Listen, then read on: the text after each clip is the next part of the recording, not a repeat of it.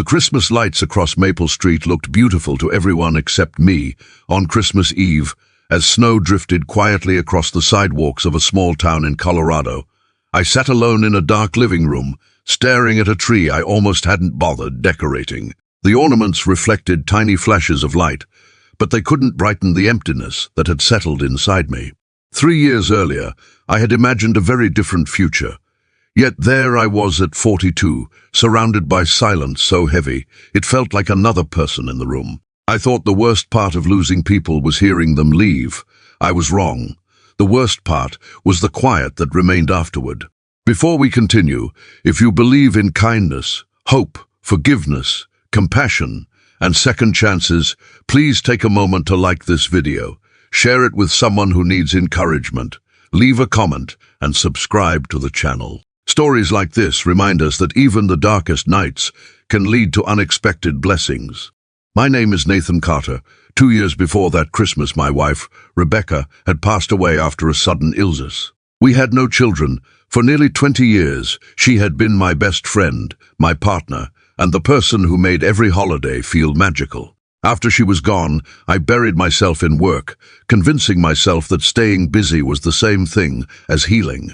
It wasn't. When I finally retired from my accounting job earlier that year, all the distractions disappeared, and the loneliness came rushing in. That Christmas season felt especially difficult. Friends had invited me to gatherings, but I declined every invitation. I told myself I didn't want to be a burden. The truth was simpler. Watching happy families celebrate reminded me of everything I had lost. As evening approached, snow began falling harder. I heated a frozen dinner and carried it to the table. Halfway through the meal, I pushed the plate away. The house felt cold, despite the heat running constantly. Memories lingered in every room. Rebecca's favorite chair sat by the window. Her old cookbook still rested on the kitchen shelf. Every object seemed determined to remind me that she wasn't coming back. I stood near the window watching families arrive at neighboring houses. Children laughed as they carried gifts inside. Warm, golden light glowed through curtains. For a moment, I wondered if this was how the rest of my life would look, watching happiness from a distance.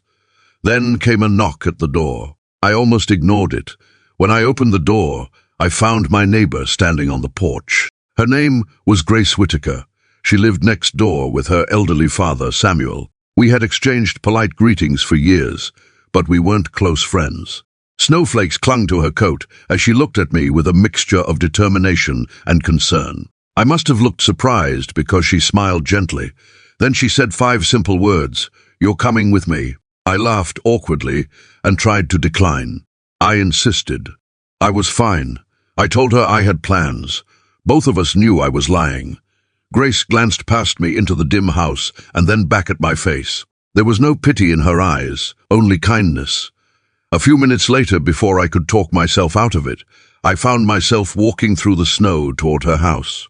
The warmth hit me the moment I stepped inside. The smell of cinnamon, roasted turkey, and fresh bread filled the air. Christmas music played softly in the background. Samuel sat near the fireplace smiling, as though he had been expecting me all along. What surprised me most wasn't the decorations or the food. It was the people. There were neighbors from all over the street. Some were widowed. Some were divorced. Some had families living thousands of miles away. Others were spending their first Christmas after major life changes. None of them had anywhere special to go. Grace had invited them all. As the evening unfolded, stories began filling the room.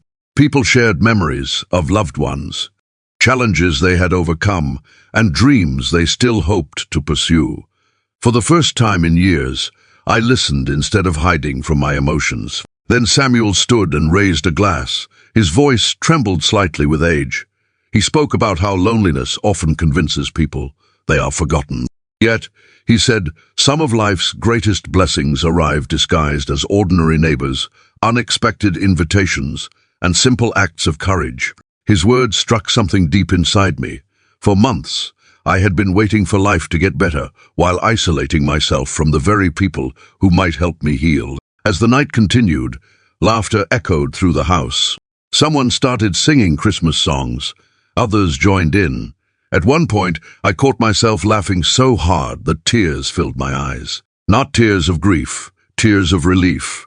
For the first time since Rebecca's passing, I felt something I hadn't experienced in years. Belonging. Months passed after that Christmas Eve, and everything began. Changing Grace organized monthly neighborhood dinners. I started volunteering at a local community center. I made friendships I never expected. Slowly, the walls around my heart began coming down. The pain of losing Rebecca never disappeared completely. It became part of my story, but it stopped being the end of my story. Then, the following Christmas, I found myself standing at my own front door, welcoming guests into my house. The rooms that once felt empty were filled with laughter, conversation, and warmth.